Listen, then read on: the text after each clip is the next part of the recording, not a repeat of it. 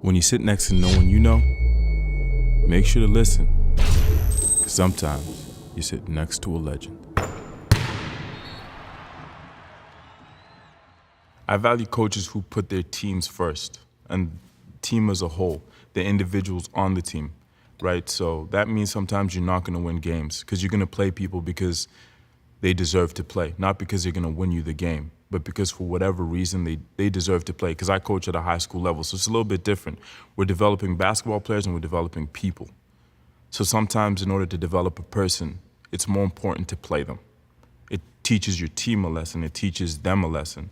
So I value coaches who put their teams first. And sometimes it means not playing people. Sometimes it means, hey, we're trying to accomplish this thing. You don't get to play because you're not where you need to be in order for us to accomplish this task that we all set out to accomplish. So it's really not about the coach at any point, because every team's different. Every team you coach is going to be a little bit different. So putting your team first one year may mean something completely different the next year. But that means as a coach, you're growing as a person and you're consistently looking to do the best for your team. And it's not an easy thing to do. So I value coaches who are trying to do that or constantly trying to do that, because it's a tough thing to accomplish.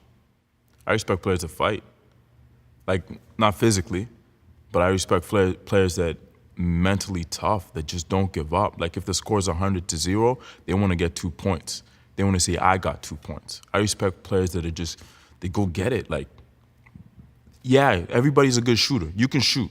You can shoot the ball. Can you shoot the ball with someone in your face? Can you shoot the ball after you've been hit? Can you shoot the ball after someone's been yelling at you all game long? Can you shoot the ball when it's tough? Can you shoot the ball in overtime? I want that player. Because a lot of players are like, yeah, I'm a great three-point shooter. Yeah, you're a great three-point shooter in practice. That's good for you. Can you do it when it matters, right? Do you have the mental toughness for someone to come at you all game long and then still hit a shot?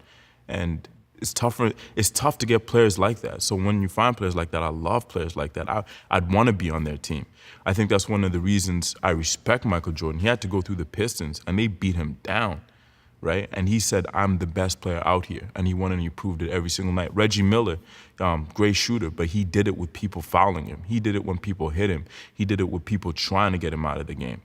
He was great because people were forcing him to be great, not because the rules allowed him to be great. Because you can play in a system where, hey, you don't get touched, then you're good, you're really, really good. But you're not great because no one's forcing you to be great. I think skills training has changed, or is different things to different people.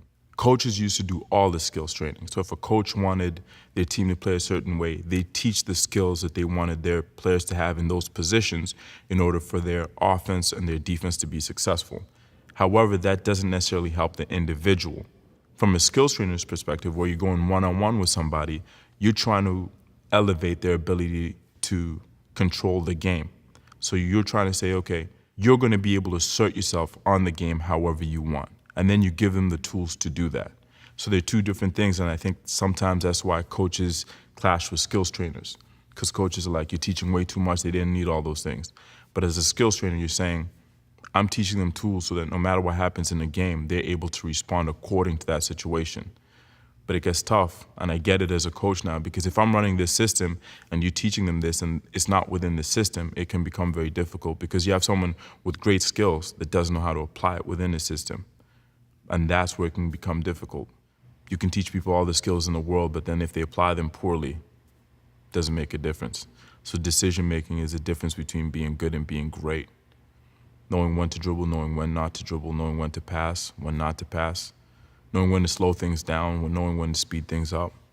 Yeah, that's something that's definitely, if you have that skill, your skills don't have to be as high as everybody else's, right? You can get away with just being maybe a little bit less skilled because you know when to do something and you know when to make a good decision.